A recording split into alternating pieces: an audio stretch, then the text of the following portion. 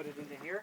All right, ladies and gents, Revolutionary Gardens fans and followers, we're going to be testing the bubble generator, one of the bubble generators today.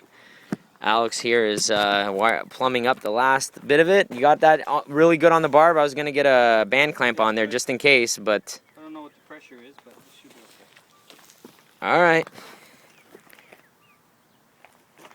So now I got to go flip the switch, I guess. Follow me to the control shed. We're coming over here.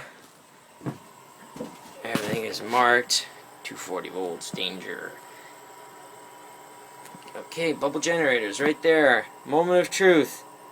On.